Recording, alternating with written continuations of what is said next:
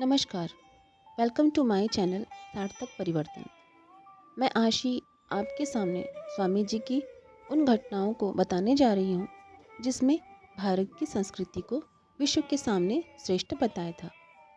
जब भारत गुलाम था, अंग्रेज़ों का शासन हम भारतवासियों पर चल रहा था। ऐसे में भारत को विश्व के सामने श्रेष्ठ बताना इतना आसान नहीं था। उस वक्त स्वामी जी के वचनों ने पूरे विश्व के सामने शिष्टाचार के माध्यम से स्वामी जी को एक महान विचारक के रूप में प्रस्तुत किया। स्वामी जी ने जिस तरह से दुनिया के लोगों को संबोधित करते हुए भारतीय सभ्यता और संस्कृति को ऊंचा उठाया था, उस घटना को आपके सामने प्रस्तुत करने जा रही हूँ। आशा करती हूँ सार्थक परिवर्तन की यह कड़ी आपको पसंद आएगी। अगर आपको यह विषय पसंद आता है तो आप मुझे लाइक, शेयर और कमेंट ज़रूर करें और इस चैनल को सब्सक्राइब करना ना भूलें।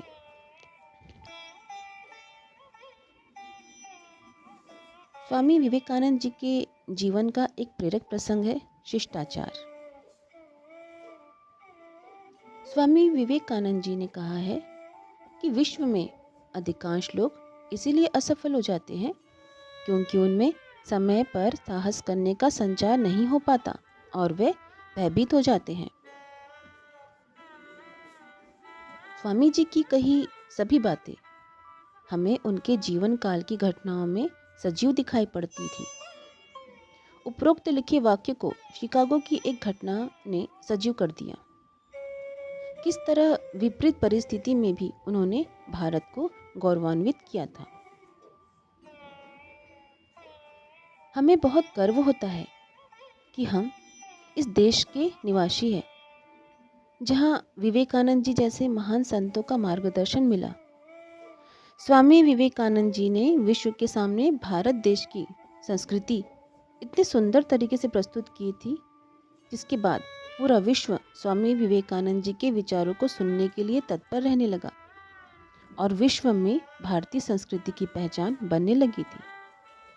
आज मैं आपके साथ शिकागो धर्म सम्मेलन से संबंधित एक छोटा सा वृत्तांत बता रही हूँ, जो भारतीय संस्कृति में समाहित शिष्टाचार की ओर इंगित करता है।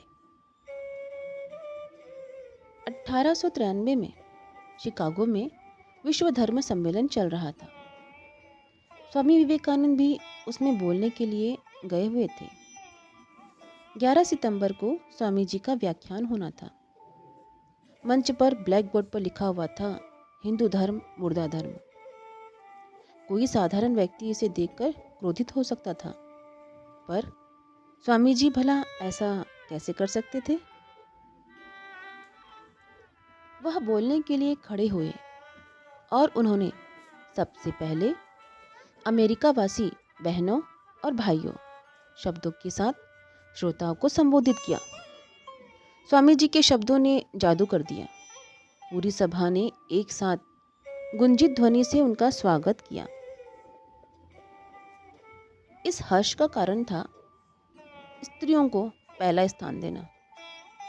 स्वामी जी ने सारी वसुधा को अपना कुटुंब मानकर सबका स्वागत किया था। भारतीय संस्कृति में निहित शिष्टाचार का यह एक तरीका किसी को सूझा नहीं था। इस बात का अच्छा प्रभाव पड़ा।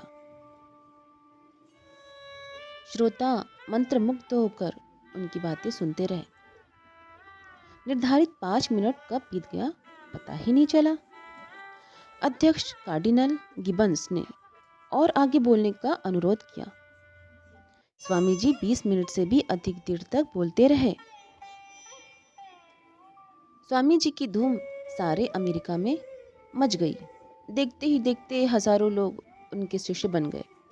और तो और सम्मेलन में कभी शोर मचता तो यह कहकर श्रोताओं को शांत कराया जाता था कि यदि आप चुप रहेंगे तो स्वामी विवेकानंद जी का व्याख्यान सुनने का अवसर दिया जाएगा। सुनते ही सारी जनता शांत होकर बैठ जाती। अपने व्याख्यान से स्वामी जी ने यह सिद्ध कर दिया कि हिंदू धर्म भी श्रेष्ठ धर्म है, जिसमें सभी धर्मों को अपने अंदर समाहित करने की क्षमता है। भारतीय संस्कृति किसी की अवमानना या निंदा नहीं करती है। इस तरह स्वामी विवेकानंद जी ने 7 समंदर पार भारतीय संस्कृति की ध्वजा फहराई।